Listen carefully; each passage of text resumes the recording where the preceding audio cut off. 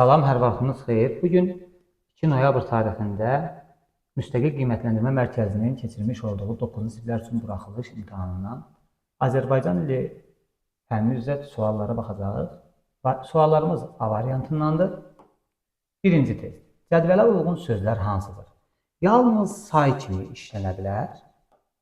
Yalnız say kimi. Az sözü bildiyimiz kimi həm say kimi, həm zərf kimi, həm feil kimi işlənə bilər. Ona görə olmaz. 1/3 kəsir saydı, yüzlərcə qeyri-müəyyən saydı, miqdar saydı, 1, 3 və yerinə görə həm say, həm də başqa nitq hissəsi kimi işlənə bilən söz soruşur bizdən. Bir çox yalnız saydı, minlərlə yalnız saydı, amma bir qədər həm də zərf kimi işlənə bilir. Cavabımız 1, 3, 5 C variantı olacaq. İkinci test. Paxıllıq ürək üçün zəhərdir cümləsindəki əsas nitq hissələrinin hamısına aid fikirdir. Burada üçün qoşmadır, çıxırıq. Yerdə paxıllıq, ürək və zəhər sözləri bildirir. Əşya adı bildirir. Bəli, paxıllıq, ürək və zəhər. Üçü də isimli bir-birdir. Qrammatik şəkilçi qəbul etməyib. Zəhərdir sözündə qrammatik şəkilçi var, ona görə olmaz. Adlıq haldadır. Bəli, paxıllıq, ürək, zəhər hər biri adlıq haldadır. Gözlə görünə bilir. Xeyr, paxıllıq məsəl üçün. Artıq bu mücərrəd isimdir. Ona görə 4 də olmaz. Cavab 1, 3. C variantı olacaq. Üçüncü test. Hansı cümlənin sonuncu sözü yerinə görə omonim kimi işlənə bilər? Etibar sözü omonim deyil, bilməlidir, omonim deyil, bilməlidirlər. Qaranlıqdır, omonimliyi yoxdur.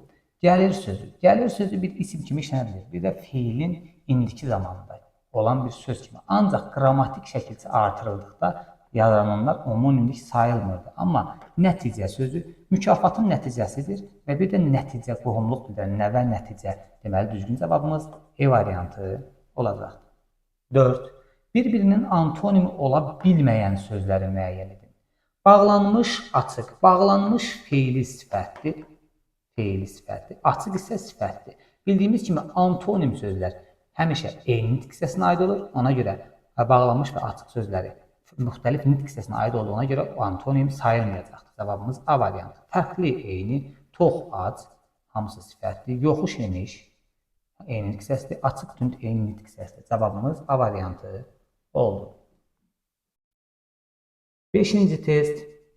Nə qədər düşünsək də bir sıra suallara cavab tapmadıq cümləsindəki sözlərlə bağlı doğru fikirlərdir. Cəm şəkilçili isim təkdə verilə bilməz. Bəli. Burada biz bilirik ki, bir sıra və bir çox saylarından sonra gələn isimlər həmişə cəm şəkilçisi qəbul etməlidir. Ona görə cəm şəkilçili isim təkdə verilə bilməz. 1-dir. 2 sayı işlənmişdir. Burada bir dənə sayı işlənir. Nə qədər sayın sualıdır, sual əvəzliyidir. Ona görə 2 yanlışdır. İsimlərdən biri adlıq haldadır. Deməli, nə qədər düşünsək də bir sıra suallara cavab tapmadıq. Nəyi? Cavabı tapmadıq. Əşyanın miqdarını konkret bildirməyən saydan istifadə olunubdur. Bir sıra qeyri-müəyyən miqdar saydı, konkret bildirmir. Cavabımız olacaq 1, 4. Cavabımız E variantı olacaq. Tərkibində dodaqlanan sait olmayan söz hansı cümlənin tərkibindədir? Monoqrafiyalar çapdan çıxdı burada. Onlar ayat çevriləcəkdir. Monoqrafiya. Artıq gördüyümüz kimi dodaqlanan sait qalmadı. Cavabımız A variantı. Mantiyor. Burada o aya keçəcək, amma ikinci o olduğu kimi qalacaqdır. Moderator, yenə o olduğu kimi qalacaqdır. Xəbər üzücü deyildi, ülər dodaqlanandı. Möcüzə, yenə dodaqlanan saytlərimiz var. Cavab A variantı. 7. Altından xətt çəkilmiş sözlərin hər ikisinə aiddir. Deməli, altından xətt çəkilmiş sözlərimiz yarayanlar və yaramırlar. Yalnız öz işinə yarayanlar əslində heç nəyə yaramırlar. Qarşılığı olmayan samitlə başlayır. Xeyr, yunun qarşılığı var. Yanlışdır. Bizdən hər ikisinə aiddir deyir. Yanlışdır. Kar samitlə bitir, r ilə bitibdir, zingilti ilə bitib. Yanlışdır. Ahəng qanuna tabi deyil. Deməli, tabidirlər. Yanlışdır. Uzun tələffüz olunan sait yoxdur. Bəli, yarayanlar, yaranırlar. Deməli, cavabımız D variantı olacaqdır. Qapalı saitdən istifadə olunmayıb, yarayanlar olacaqdır. Bu, yaranırlar burada da var. Deməli, olunmayıb yad dediyinə görə yanlış fikirdir. Cavabımız D variantı olacaqdır. Müqayisə cədvəlinin də əvvəlində işarə qoymuş sözlərlə bağlı uyğun olmayan fikirləri müəyyən. Deməli, hiylə və xəyanət zəiflərə xas əlamətdir, aza qane olanlar da var. İsimləşib yazıb zəiflərə sözünə. Burada hər ikisində isimə aid şəkilçi var. Deməli, nəyə qane olanlar, aza qane olanlar. Deməli, isimləşmə bu bir harda olmalıdır? Hər ikisi üçün ortaq fikirdə olmalıdır. Deməli, cavabımızın biri birdir. Əlamət bildirən sözdür, bəli, zəif sifət nitq səsi kimi. Aza qane olanlar, bəli, az nitq səsi kimi saydır. Bu da doğrudur. Hər ikisi doğrudur. İsmin sualına cavab verir, bəli, ismin sualına cavab verir, doğrudur. Hal çəkilisi qəbul edin isimdir yazıbdır. Bunlar isim deyil. Birincisi sifət, ikincisi isə saydır. Deməli, birincisi sifət, ikincisi isə saydır. Cavabımız 1-5, düzgün cavabımız C variantı olacaqdır. 9-cu test. Hansı sözlər çoxaltma dərəcəsində işlənə bilməyən sifətlərdir? Evdəki biri birdir. İrəlidəki deyə bilərik ki, ən irəlidəki, lap irəlidəki, deməli bunu biz işlədə bilirik, ona görə çıxdıq.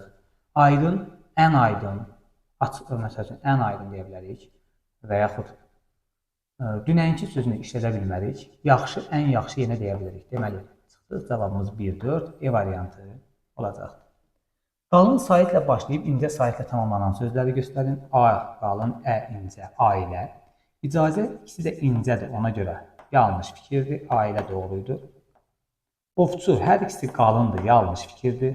Uzun gövdəli, U qalın, İ isə incədir, doğru fikirdir. Ani yenə A qalın, İ isə incədir, doğru fikirdir. 1-4-5 düzgün cavabımız C variantı olacaqdır. Mətni diqqətlə oxuyun və növbəti tapşırıqları mətn əsasında cavablandırın. Ana müdrikliyi mətnimizin adı. Mən mətni oxumayacağım, mətn haqqında məlumatım var.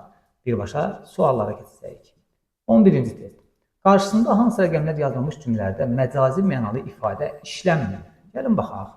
Etiraz etmədim, amma soruşdum ki, niyə? Deməli, burada işlənməyibdir. Məcazi mənalı söz işlənməyib. Deməli, biri birdir. 2-yə baxaq. Elə bildim, anam cavabında tərəddüd edəcək. Tərəddüd etmək burada nədir? Mürəkkəb feil, yenə həqiqi mənadır. Mücərrəd mənalı söz yoxdur. 1-dən 2-ni tapdıqsa, cavab D olacaqdır. 3-dən 4-ə baxaq. Yad adamın belə şey ağlına gəlməz. Ağlına gəlməz məcazi mənalı sözdür. Ona görə 3-ləri də biz çıxdıq. Sonra 4-ə baxacağıq. Ay ana, gör sənin yanına nə qədər nəvə nəticə gətirmişəm. Hamısı həqiqi mənadadır. 1, 2, 4. Cavab D variantı. 5-də, ay ana, sən ki belə müdrik sözlər bilirdin. Müdrik söz məcazi mənada, ona görə 5-ləri də çıxmalıydıq. Cavabımız D variantı oldu. Ana hansı cəhətinə görə Yunanlarla mübahisə olunur? Qədim Yunanlar, deməli, bildiyimiz kimi burada təfəkkür sahibi idilər. Düşüncə tərzinə görə, deməli, təfəkkürünə və düşüncə tərzinə görə ana qədim Yunanlarla mübahisə edilmişdir. Cavabımız 2-4 E variantı olacaq. 13-cü test. Hansı cümlədə cümlə mətnə əlavə olunsa tərkib hissələri arasında əlaqə pozular? Yaşlı adamlarla yaddaş problemi ola bilir. Həyətimizin gözəlliyi heç dəyişməmişdir. Adama heç vaxt yaxın adamdan fayda gəlməz. Ananın fikrində yaxın adama deyir ki, inəyinizi satmayaq. Deyir ki, o yeri gəlsə buynuzun inək tərpədən kimi məsələn yeyəsinə söyər. Amma yaxın adama heç vaxt yaxın adamlardan fayda gəlməz ifadəsi mətnə artırıla bilməz. Onda əlaqə pozular. Cavabımız C variantı olacaqdır. Nəvə nəticələr ananı dövrəyə almışlar yenə doğrudur. Ona görə də susmağa üstünlük verirəm. Çünki deyir ki, atan alanda mən susmağa üstünlük verirdim. Amma indi artıq deyir, 3 söz deyir və susur. Cavabımız oldu C variantı. Ananın oğuldan təmənnası nədir deyir? Ata yurduna qayıtması, onu axıra qədər dinləməsi, nəvə nəticəyə diqqət göstərməsi, mal-qaranın satılmasına razı olması, Süleyman Peyğəmbərə sayğı göstərməsi. Deməli, ata yurduna qayıtması idi düzgün cavabımız A variantı. Yəni, ana ona görə bunu bildirirdi ki, oğul bəlkə deməli, ata yurduna qayıda. Ananın mal-qaranı məhz yad adamlara satmasının səbəbləri hesab oluna bilər. Deməli, yaxın adamlara olan yad münasibəti xeyir. Mal-qaranın övladlarının gözündən kənarda olması, övladın atadan qalan mal dövlətinə sahiblik hissinin olmaması, yad adamların mal-qara sahibinə olan münasibəti.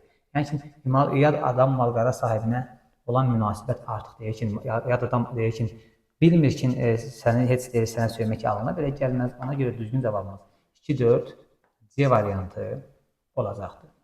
Mətndəki çərçivənin yerinə hansı söz yazılsa kontekstdə daha uyğun olar?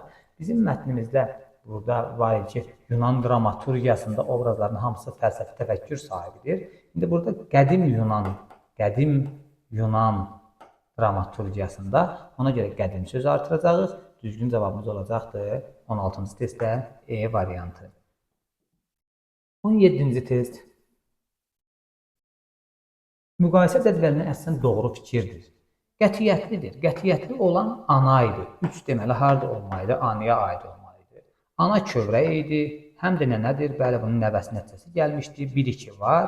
Həm məişət qayğılarına az vaxt ayırır. Bu deməli oğula aid ola bilərdi. Cavabımız 1-2, düzgün cavabımız E variantı olacaqdır. 18-ci test. Mətndə əslən hansı fikri doğru hesab etmək olar? Övlad anasının görüşünə tək getməyib. Bəli, övlad anasının görüşünə tək getməyib. Nəvəsinin nəticəsi deyək ki, ay ana, bu nəvələrin nəticələrinin də sənin yanındadır. Gəlin baxaq burada. Deyək ki, ay ana, gör sənin yanına nə qədər nəvə nəticə gətirmişəm. Deməli, bax buradan bilirik ki, bu cümlədən bilirik ki, övlad anasının yanına tək getməyib. Həmin cümlədən bildik ki, övlad anasının yanına tək getməyib. Doğru cavabımız A variantı. Süleyman Peyğəmbərdən sitat gətirməklə ananın məqsədi nə idi? Ananın məqsədi o idi ki, övladına deməli valideyn övlad münasibətlərini xatırlatmaq, övladına özünün deməli ata yurduna qayıtmasını bildirirdi. Məsələn, ana burada nə deyirdi? Bir daha baxaq ora. Süleyman Peyğəmbər deyir ki, ata oğul yurdunu tərk etsə var dövlət nökərə satar. Yəni ana bildirmək istəyirdi ki, oğul ata yurduna qayıtsın. Oğlu ata yurduna qayıtsın. Oğul ata yurduna qayıtsın, atasının malına mülkünə sahib çıxsın. Ananın istədiyi buydu. 20-ci test. Müdrik o adamdır ki, öz təcrübəsi və ağlı ilə başqalarına nümunə olur hökmünü mətnlə əlaqələndirib fikrinizi yazın. Yəni, müdrik o adamdır ki, öz təcrübəsi və ağlı ilə başqalarına nümunə olur. Buradan da ana öz ağıl və təcrübəsi ilə oğluna nümunə olmağa çalışır. Deyir, oğul deyir ki, bəs sən deyir ki, atan indiyənə kimi danışırdı. Yəni, atan həmişə ağlı ilə, müdrikliyi ilə bizlərə nümunə olurdu. İndi atan yoxdur, mən danışıram. Bundan əlavə, burada biz baxa bilərik, məsələn, burada var idi ki, deməli, qədim Yunan dramaturgiyasında deməli, övlad uşaq böyütməkdən başqa bir sənət olmayan 70 yaşam çıxardım. Yəni, belə deyək də, biz burada deyə bilərik ki, 20-ci testdə yenə deyirəm ki, deməli, ana da öz müdrikliyi ilə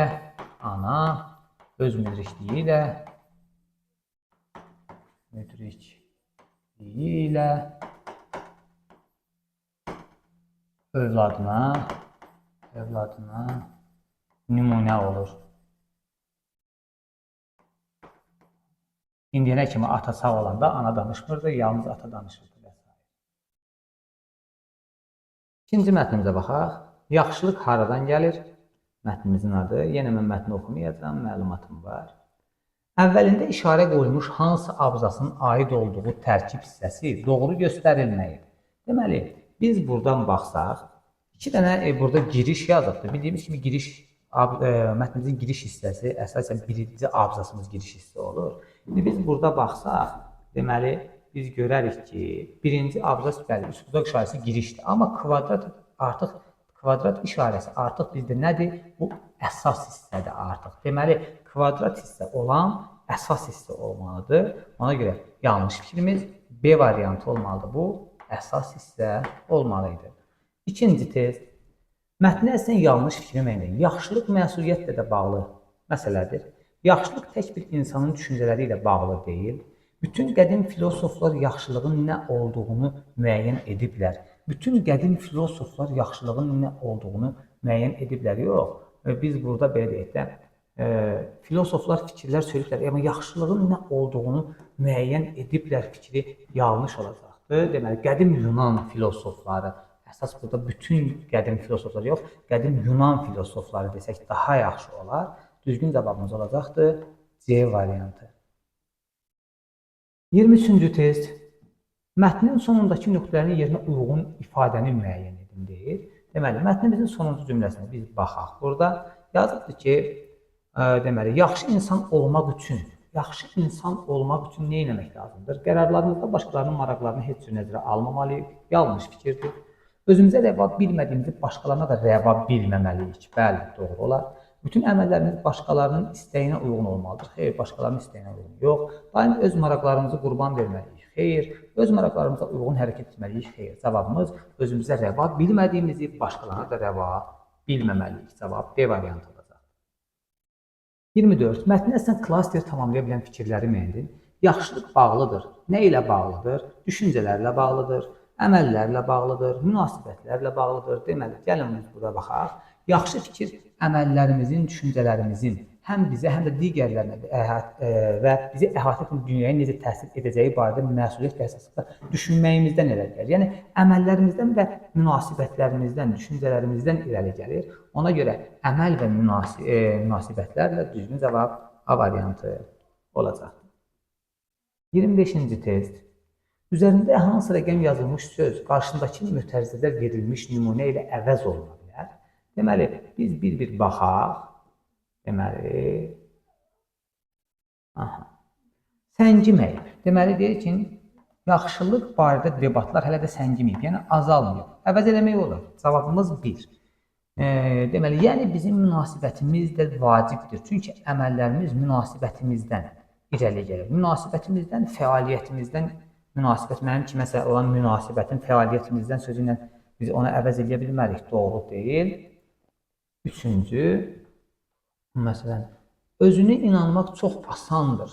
Asandır, vacibdir olmaz. Vacib sözü, deməli, asandır sözünü əvəz edə bilməz. Yenə, öyrənmək də daxildir. Daxildir, içindədir, yox. Yenə, yanlış fikirdir.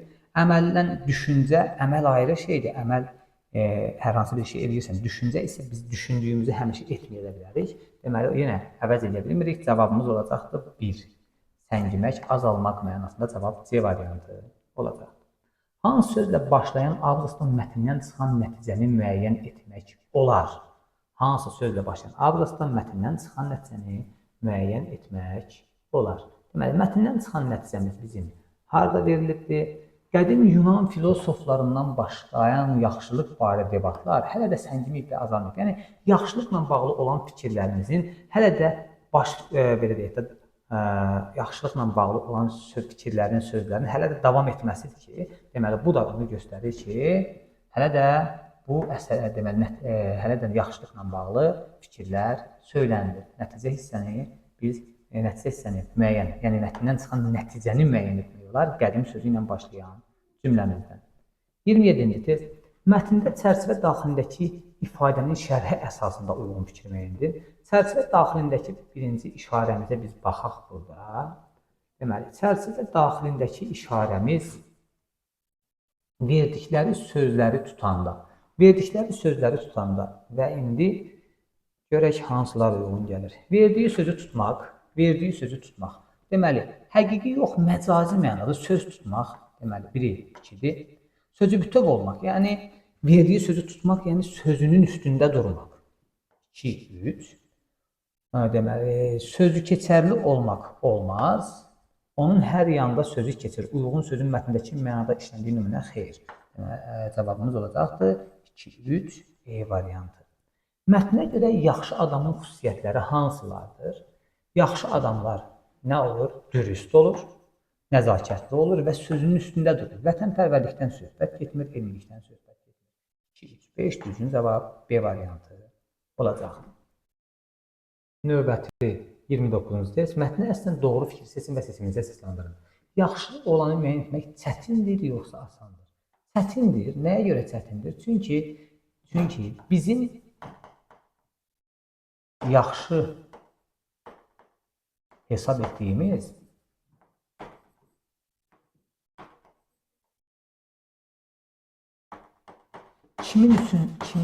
kimsə üçün pis ola bilər.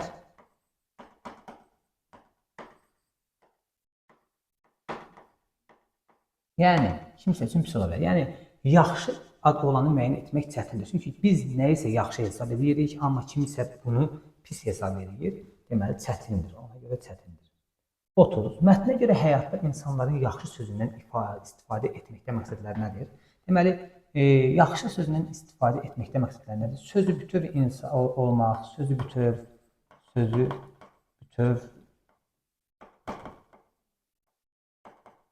olmaq və yaxud düzgün olmaq, dürüst olmaq və s. Bugünlük bu qədər. Kanalımıza abunə olmalı, videolarımızı bəyənməyi unutmayaq. Təşəkkür edirəm.